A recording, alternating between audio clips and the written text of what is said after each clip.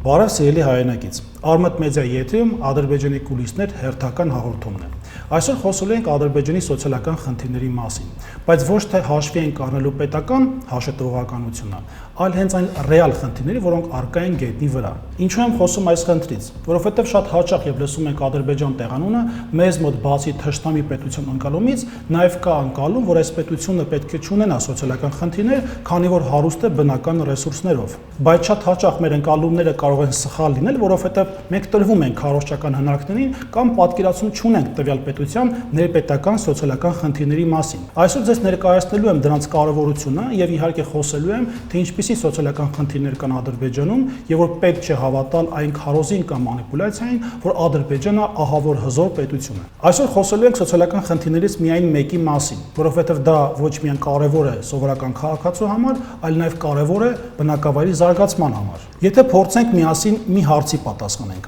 արդյոք մի պետությունում, որտեղ կա նավթային եւ գազային լուրջ պաշարներ, պետք է խնդիրներ ունենա սովորական ասֆալտապատ ճանապարհների հետ։ Իմ հարցը միանգամից ունի բացասական պատասխան, բայց արդյոք Ադրբեջանում գոնե այս մինիմալ սոցիալական խնդիրների հարցը լուծված է եւ քաղաքացիները ապրում են սովորական զարգացման պայմաններում։ Իսկ որպեսզի խոսքերս ավելի խոսուն լինեն, ձեր էկրաններին հիմա կտեսնեք մի տեսանյութ, որտեղ հստակ պատկերված է այն սոցիալական խնդիրը, որի մասին ես խոսում եմ։ Աբշերոն շրջանի Սարայ բնակավայրում տեսնում եք հետեւյալ պատկերը։ Տեսանյութում հստակ տեսնում եք, որ ճանապարհները ասֆալտապատ չեն։ Այն պետության ճանապարհները ասֆալտապատ չեն, որը ունի շատ լուրջ նավթային պաշարներ եւ չի կարող ապահովել օրինակ այս բնակավայրի տարրական կեցության պայմանները։ Իսկ որպեսզի տպավորություն չլինի, որ ես ընդամենը մեկ փողոցի օրինակ եմ վերցրել, ձեր էկրաններին կտեսնեք տեսանյութերի շարք, որտեղ խոսում եմ սույն խնդրի մասին։ Իսկ այս տեսանյութը պատկերված է Զաբրատ բնակավայրում։ Այս բնակավայրը Բաքվից հեռու է ընդամենը 25 կիլոմետր եւ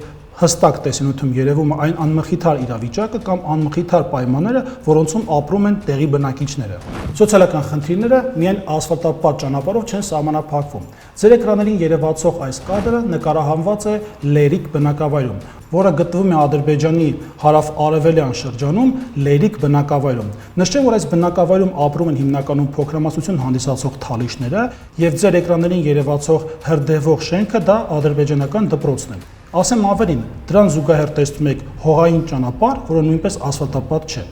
Այս նկարը, որ դուք տեսնում եք, Օղրոբուլակ գյուղ տանող ճանապարհն է, որը նույնպես գտնվում է անմխիթար վիճակում։ Չնայած տեսանյութները բավական շատ են, բայց ես կներկայացնեմ եւս մեկը եւ այդքանով կսահմանափակվենք։ Հաջորդ տեսանյութը վերաբերվում է Մաշթաղա բնակավայրին, որը գտնվում է Բաքվից ընդամենը 23 կիլոմետր հեռավորության վրա։ Տեսանյութում պատկերված են անմխիթար ճանապարհները։ Մաշթաղի բնակիչները խոսում են, որ այս խնդիրը առկա է Ադրբեջանում ավելի քան 40 տարի, եւ այս խնդրին ոչ մեկ լուծում չի տալիս։ Բացի այդ, իրենք նշում են, որ շատ հաճախ խոսել են այս խնդրի մասին իրենց համայնքի ղեկավարի հետ, բայց համայնքի ղեկավարը իրենց խոսքին բանի տեղ չի դնում։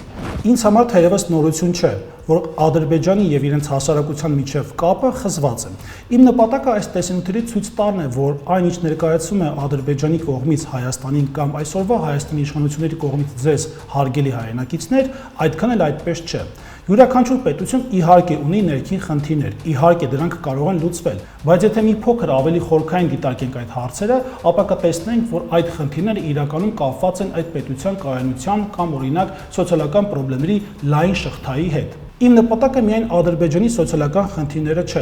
Իմ հարցը կայանում է նրանում, որ այն պետությունը, այսինքն Ադրբեջանը, որը ունի լուրջ խնդիրներ սոցիալական եւ լուրջ խնդիրներ հասարակական, ինչպես է պատրաստվում հարաբերությունները կարգավորել կամ, այսպես ասած, խաղաղություն հաստատել մեր սովորական Հայաստանի Հանրապետության քաղաքացիների հետ։ Այս հարցի պատասխանը թողնում եմ ձեզ, հարգելի հայրենակիցներ։ Ձեզ հետ է ես, Ադրբեջանի հարցերով փորձագետ եւ միջազգային ագետ Գառնիկ Դավթյանս, լավ եղեք, կհանդիպենք։